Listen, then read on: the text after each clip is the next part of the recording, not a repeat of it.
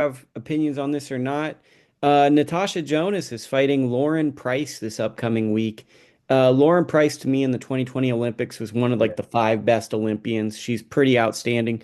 Tasha Jonas is a legend in her own right in British boxing. To me, no disrespect to Jonas, but this is kind of the classic passing of the torch to Lauren Price, in my opinion. It feels like that. It definitely feels like that. I think, I mean, Natasha Jonas could have something to say about that. I've seen Natasha Jonas fight a couple times. I think I watched her versus Katie Taylor, and then I watched her versus Michaela. Ton of experience just by those names, ton of professional experience by just by the names I just mentioned alone, but she has others pretty big names on her resume as well. Lauren Price, like you said, she won the gold medal. Uh, it feels like, it's her time to kind of like take over, but I felt a lot of people probably felt like that when Felix Trinidad fought Bernard Hopkins, in at the end of that middleweight tournament. And Bernard Hopkins had something else to say about that. So, it's up to her to flip the script, which is weird to say for a champion. I think that what I say about this fight is Price has a physical style. And that's why I think that I favor her dramatically is Tasha Jonas is extremely talented, but she never really converted to a professional style to me.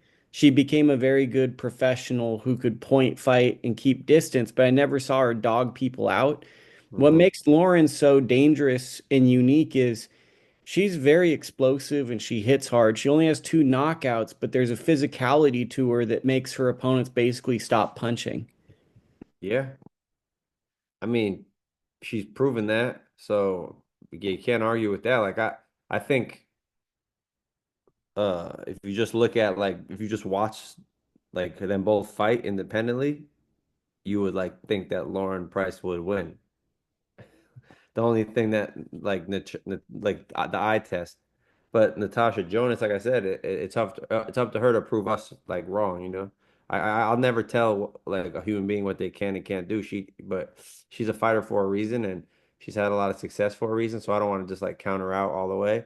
All although you would like I said, it feels like that, like it does. If you're being honest, it feels like it's the passing of the torch. But There's let's a see. 10-year age difference too. Right, I know Aging real. all these things. Yeah, it feels like that, but let's see. I mean, it's up to her. But Okay, and on this, we know that you train a couple, I believe, couple of really great women's boxers. Stephanie Simon, I know. I think I saw Carson Crawford at your yeah, gym. I'm not sure if you train her now.